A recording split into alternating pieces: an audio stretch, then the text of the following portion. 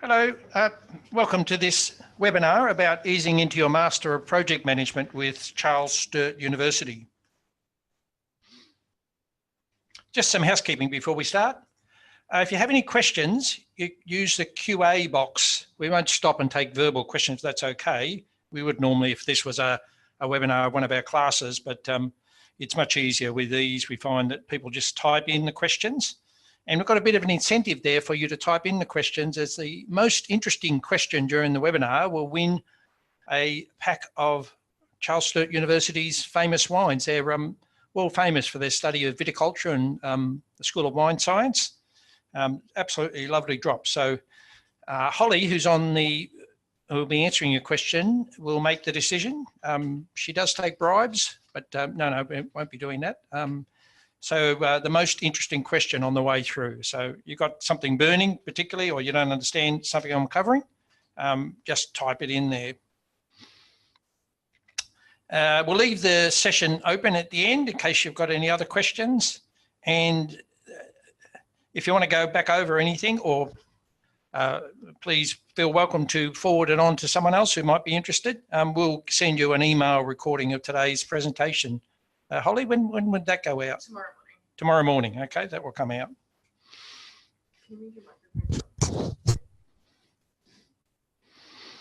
Here's the agenda.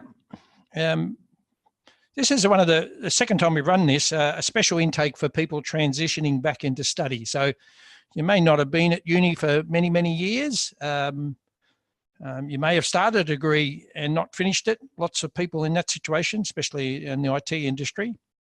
And as you'll see, we put together a special program to help people like that transition back into university study. Then we'll, as you'd imagine, going to have a good look at the Master of Project Management, the structure of it, have a look at example subject and assessments. And then we're going to finish up with having a look at what a Master of Project Management is worth in terms of return on investment. Okay, this special intake, we had one a few months ago, and this is the second one. Why did we put this in place? Well, feedback from graduates was that, you know, and this is so often the case, they say, look, it was pretty tough getting started, but once I got settled in, it became part of my life and everything worked quite well. Not to say they didn't all have their challenges at different times, and that's backed up by the fact that nearly 80% of our attrition happens in the first session. So these people getting started, which the normal start is 2 subjects, which people get to pick from a big pool of them. And what happens is people get excited and pick out sometimes quite difficult subjects. And at the same time, they're trying to get themselves established. And I'm sure, well, we certainly hate to see attrition, and I'm sure the people involved hate to do it. And this is not so important to you, but very important to me as a marketer is 55% of our new students come via alumni. Now, if we're going to have, for all these people that pull out before their first session, we're obviously not getting those new students. So there's a marketing reason that we'd like to see what we can do to reduce it. So what we put in place is 3 things.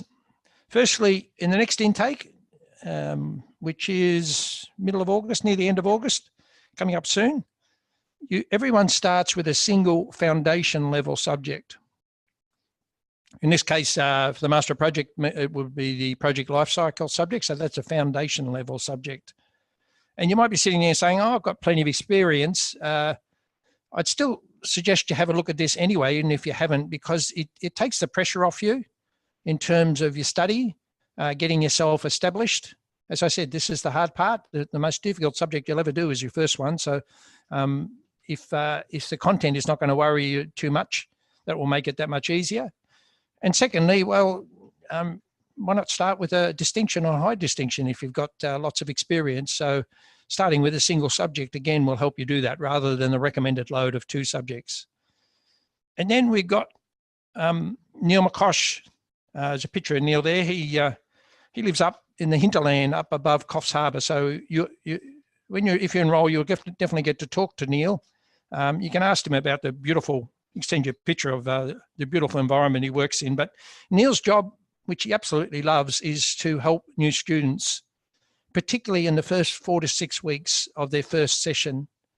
And that varies on how he would set that up. With some people, he has a weekly hookup with them to talk about their study and setting up their study plans. Others that need less help, he'd contact less often. And also, he's the go-to person for every question about the university. Look, Charles Sturt is a fantastic environment, but it's big. The learning management system is incredible. It's the best I've ever seen. But again, it's a lot to it, and no question is silly to Neil. You just send him an email or call him and say, what do I do here, Neil? What's going on? I've got this, whatever the question is, he can answer it. He's got 15 years experience with this type of stuff. So there's not much that Neil can't answer about Charles Sturt University. And if he can't get the answer, I assure you he will find the answer. He won't be asking you to try to contact someone in the uni. He'll go into the uni and contact people. And this retention program is very important. So you'll find that he gets a pretty quick response to your questions. And then the third part of this was, as I said, start with a single subject. And once you're settled in this case, in about 12 weeks in, you'll have the option of adding extra 1 or even 2 subjects if you're going really well, but I suggest 1. And then you just finish that off. And then from then on, you can either go on, what's up to you, but the recommended load from then on is 2 subjects at a time. Hell of a lot easier once you've got yourself established. So particularly a study pattern, what night you're studying, everyone knows that. And you get used to the assignments and assessments and that type of stuff. And particularly the learning management environment, the Interact system. So as I say, it's an easing back into study program we've set up. It's had some, from the first trial, which we've certainly improved it since then, it cut attrition nearly in half. So it's definitely working. And again, if you haven't studied for a while, particularly, I strongly suggest you have a look at this intake. It's the last one for the year of this type. Well worth having a go at. Okay, let's have a look at the Master of Project Management. As with all of our masters, they have core subjects listed there. I think there's 8. Yes, 8 core subjects. A mixture of management and project management, but a lot of dedicated project management subjects. And we're going to have a look at one in more detail going forward.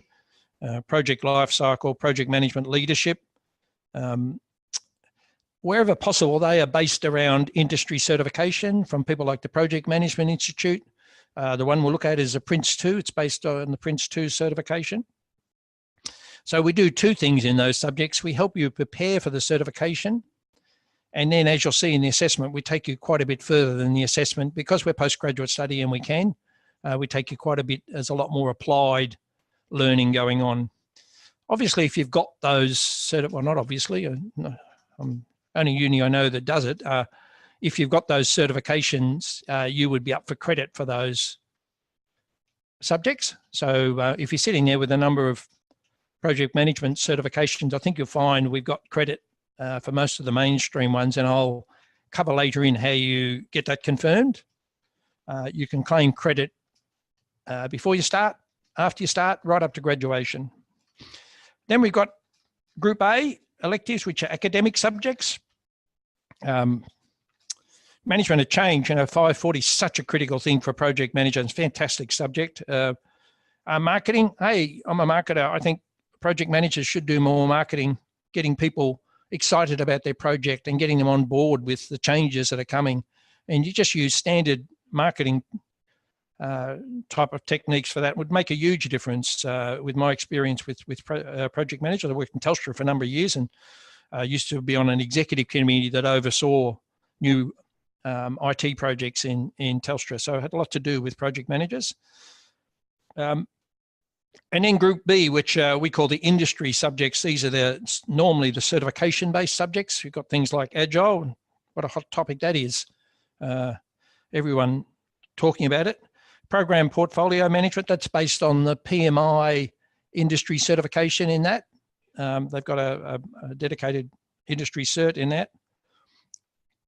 And then some other ones. A new subject just been introduced this year is project recovery. Actually, I think this is the first time we're running it, isn't it? Yes.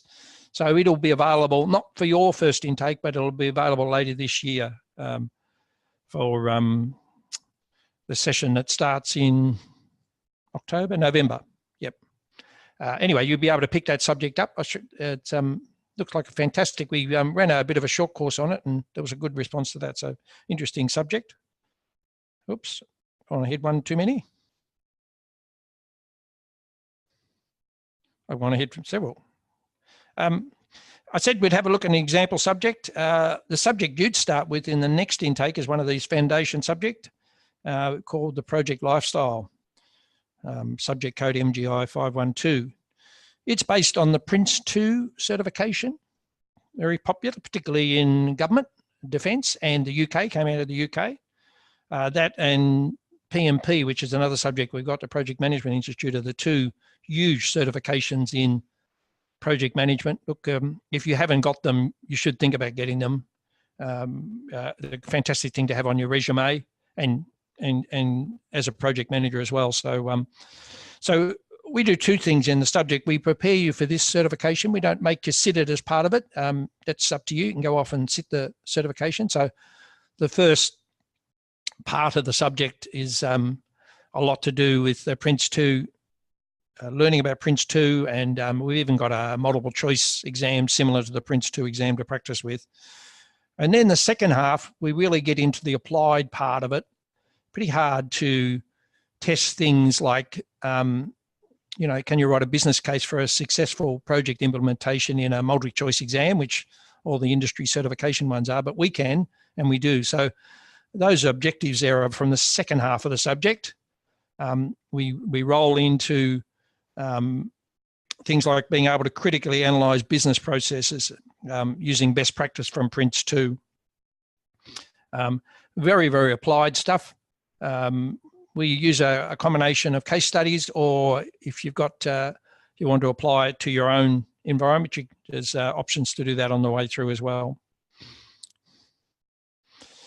How is the assessment broken up? First thing people want to know about is what are the assessments and what are the marks for them? There's an online article summary to start off with. And then remember I said about the Prince 2 stuff? Well, there's 35% online exam. It's not all multiple choice, there's some short answer stuff as well, but a lot of Prince 2 type multiple choice questions. And then at the end, there is no final exam. There's by the way, the online exam, you'd sit at home. That's you don't have to go to an exam centre for that these days. And the final assessment is a project lifestyle proposal. So a meaty proposal about that's outlined there.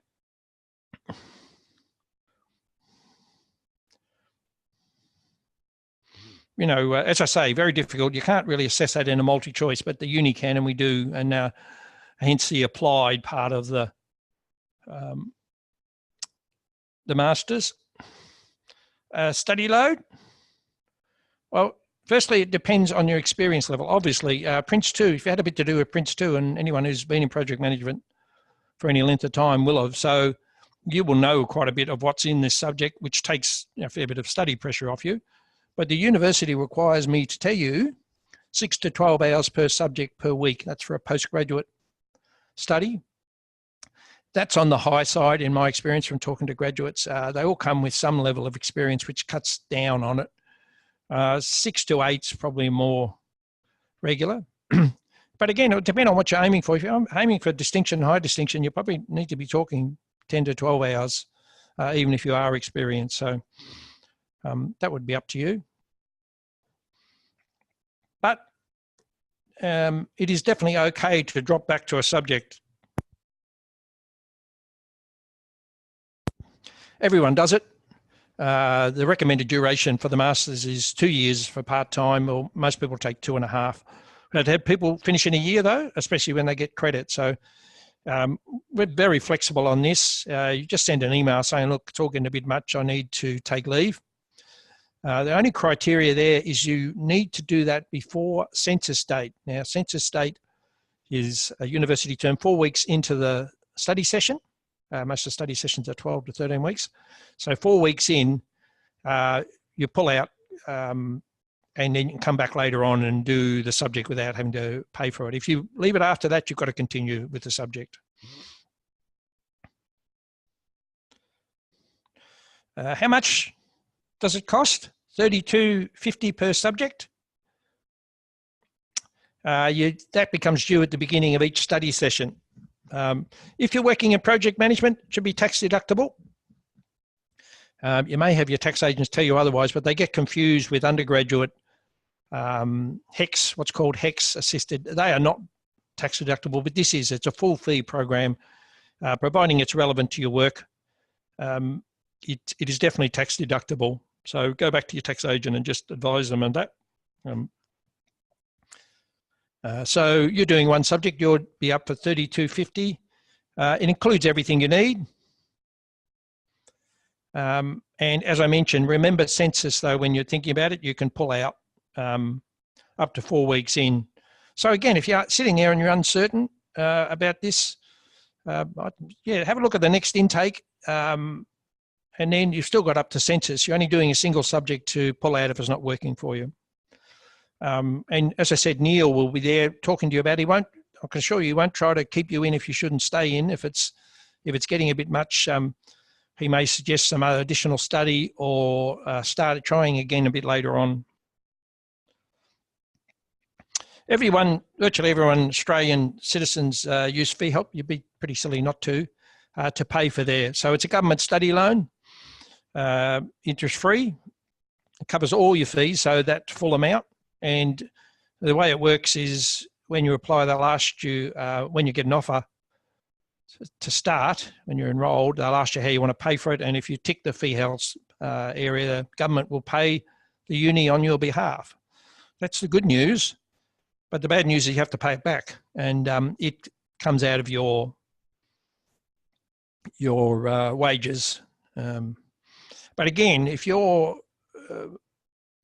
a number of people come back and asked about this. The undergraduate loan fee does not apply with this. That's again, HECS help type stuff. So this is full fee. What do you need to get in? Used to be a bit like that chap there. It was quite difficult to get in years ago. I don't know why. It wasn't based on so much people's ability. It was just seemed to be a thing they did. Let's put a big barrier up, and not so much these days. You can get in by either having an undergraduate degree or, and it's just over half, by the way, getting on the basis of their industry experience. So they might have started a degree or whatever, but they've got some experience. For project management, that doesn't even have to be in project management. Business experience will do.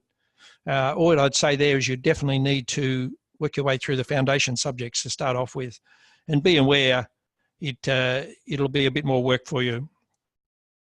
So if you don't have a bachelor's degree, what we do is say, oh, you've got some business experience. We'll put you what's called a graduate certificate pathway. How does a graduate certificate work? Well, it's called a graduate certificate in project management. It's actually part of the master's. It's the 4 subjects out of the master's. And the good news is you get full credit for it. So there's no downside to this. And as you'll see, there's actually a financial upside to it. You would do your graduate certificate in project management. Now, providing you pass your subjects, you will get full credit into your master's, which, as we saw at the beginning there, is 12 subjects. So you've done 1/3. You then at that time have the option of either taking your graduate certificate and going away for a while and coming back, graduating with it. We have a number of people coming to graduation with graduate certificates. Or, as most people do, continuing on with your graduate certificate and completing the rest of your master's. It's a fully accredited postgraduate qualification. Okay, not as well known as a master's degree, I admit, but it certainly is a university qualification. Articulates into the Master of Project Management with full credit, so you don't have to redo anything. And you'd be graduating in only 2/3 of a year, because there's 3 study sessions a year and 2 subjects. Although you start with 1 subject, it'll probably take you nearly a year to complete your graduate certificate, because you're starting with a single subject. I said there was a financial advantage where you actually become alumni when you graduate when you've got a graduate certificate, and you would get a discount, 10% discount on the rest of your masters. So even if you have your masters, it's probably a good idea to start with a graduate certificate. There's no downside, I can assure you. And it's 4 subjects.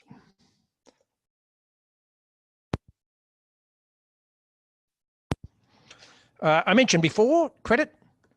We're definitely not into getting people to study stuff they already know, and I don't think you'll find another uni that's as good with credit, especially in terms of industry certification. We recognise all the major industry certifications of the right level. I mean, there's some lower level ones we don't give credit for, but certainly PMP, Prince 2, PMI certifications, most of them are recognised, and other mainstream certifications. So if you've got any of those, and even if you have got ones I haven't mentioned, go up on the IT Masters website and fill out, am I eligible? And the lovely Jenny will get back to you and just say, yeah, that would be a credit. Do you want that confirmed? Yes, we get it all confirmed before you start, and work out how many subjects you've got to do from then on. There's some other ways of getting credit. So firstly, industry certifications. It's got to be within the last 10 years, by the way. Previous academic studies at postgraduate level, it's got to be. So if you've done a master's in something at another uni and it had a project management subjects or even management subjects, if there are 70% or better match to the ones in the Master of Project Management, we give you credit. And again, we don't put you through the ringer for this. You just send us the details of what you studied, and we'll come back with a yes or no pretty quickly. And a third way, which has just been introduced, we run free short courses, normally once every 6 weeks or so. And their purpose is to give you a bit of a taste of what it's like to study with Charles Sturt University. We've got a whole range of project management ones that we've run. Agile's the biggest, it's got huge numbers, 11, 12,000 on it. If you go back and study one of those, even though it's already been run, you can also sit the multi-choice exam at the end of it. 4 weeks long, they normally are. And if you pass 3 of them, you're up for a credit. Only one, it's limited to just the 1 credit, but definitely worth a look at. Just go up to the IT Masters website and look for free short courses, or type it into Google. It's got such traffic. We've had 240,000 people enroll in these, so we tend to get pretty high in search engine because of that. So, but definitely go along, and even if you're not interested in credit, maybe just go into 1 or 2 of the project management ones, and you'll see what it's like.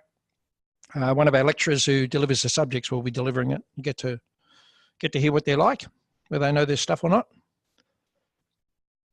Maximum credit available in all of those 3 areas in total is 50%. So 12 subjects, you can only get 6. If you're just doing a graduate certificate, you can only get a maximum of 2 subjects. But again, fill that. We get several thousand a year of these am I eligible. Just fill it out. It'll do 2 things. It'll confirm you're going to get in, and it will also tell you what credit.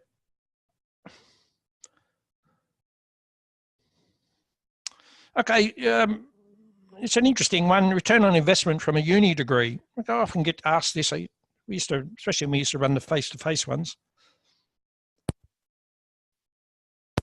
People come up and say, well, what's a degree going to be worth? Should I do this or should I do that? Or what's uni worth to it?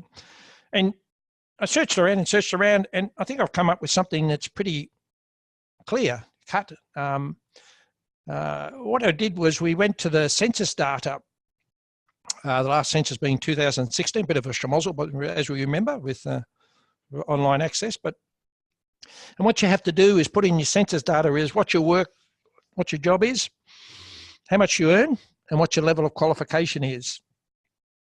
And given that the ATO is cross-referenced, most people tend to put the correct, I certainly do, the correct data in.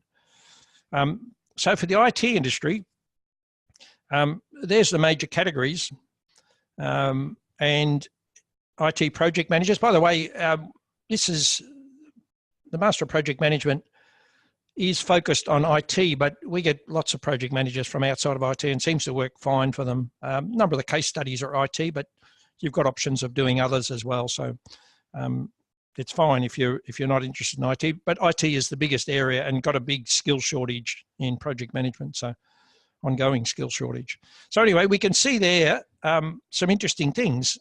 We can find out how much they earn with a uni degree and without a uni degree. And if you assume a career of 25 years, maybe longer these days, the way they keep moving their retirement date, you can work out what the difference is. So if we have a look at the census 2016 submission,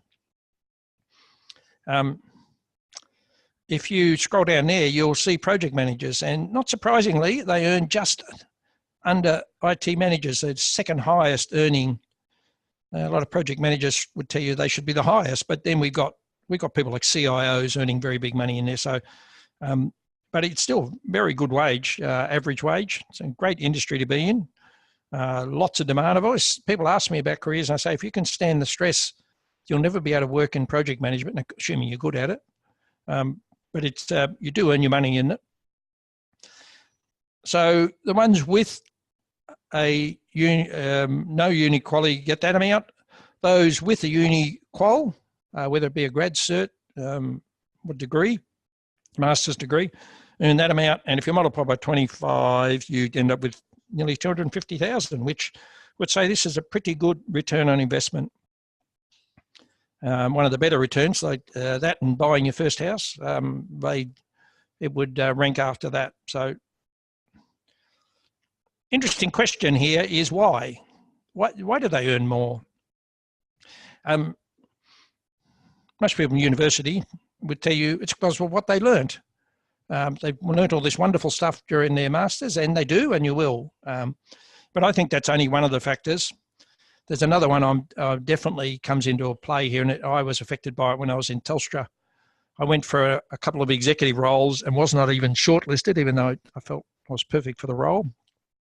Had a pretty big ego in those days. And I contacted the HR people, and I didn't have a degree on my resume, and they shorted me out before I even got to the people who are making the decision. And it's still happening. If you don't have one, I think you should get one on your resume. And then there's a third one. Are they the most motivated? A third factor. I mean, this is not a walk in the park. This is not going to a 3 or 5 day course. This is 2 years of study we're talking about, and the people that get through it, I think it says something about their motivation as well. So, by the way, in my thing, I went and enrolled in an MBA, and 6 months later, I got my first executive role. And you're saying, well, how the hell did you finish your MBA in 6 months? Well, I didn't.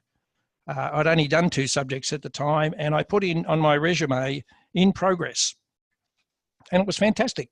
We got to discuss it at the interview. They're saying, how's your studies going? What are you learning? And blah, blah, blah. And in fact, I think it was better than having my MBA at the time, Master of Business Administration, by the way. If you want, yeah, so there's a tip for you. If you end up enrolling in this, don't wait until you finish. Get a couple of subjects under your belt and start applying and put in progress. As I say, it works like a charm. When can you start? 17th of August, a bit later. We take them a few days after that, commencing 27th of August. But look, if you are interested, I suggest you zip up and get your application in on the CSU website. Neil will contact you pretty quickly and get you set up for your studies. If you leave it to the last minute, there's a bit of a rush of people coming in, and he's got less time to work with you. So plus we can make sure we got all your mostly electronic these days, books and materials out to you in time. So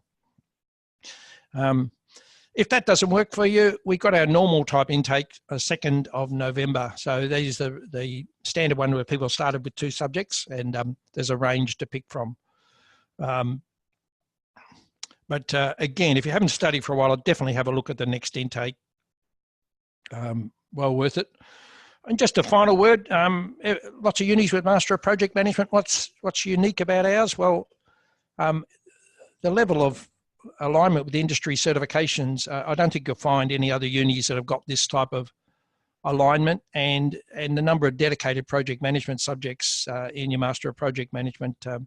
So do your research, have a look around, but I think you'll find this is the reason it's the second highest of our enrolment areas now. Project management has been fantastic for us, I've got to say. After cybersecurity, these days are the very biggest area for us. So, okay, you got any questions? Well, I hope you've been typing them. Holly's been typing away, so and we'll wait around for 10 minutes, Holly. Yep. For any others, or email us at that number at inquiries at IT Masters afterwards, or call Chelsea. On 1300, I was talking to her the other day, and she said no one ever rings anymore, you know. And I love talking to people, but they never ring. They just email and text and whatnot. And she's probably sobbing at her desk now. I'll go and check. No one ever talks to her, and she loves talking to people. So just ring that again. No question is too silly. Just ring that number and ask Chelsea. Will answer it and have a talk to her about you've got any queries or questions, comments. Yes. All right. Well, thanks for that. Thanks for listening. Good luck with whatever you do in the future. You probably picked up, I'm a keen believer you should have a master's on your resume, even if it's not with us. Well worth it from a return on investment point of view and from employability point of view. The beauty of ours, again, is that you're going to study the latest industry content because we're studying the latest PMBOK, for instance. We have to. We're trying to prepare people for certification. They tend to get very upset if they go into the exam and find we're teaching old stuff. So, and as you'll see, all of our, the project management subjects particularly, all taught by people working in the industry as project managers, and they'll share their experiences with you as they go through. So they're working during the day and then they run their lectures at night. Okay, thanks again. Thanks for listening.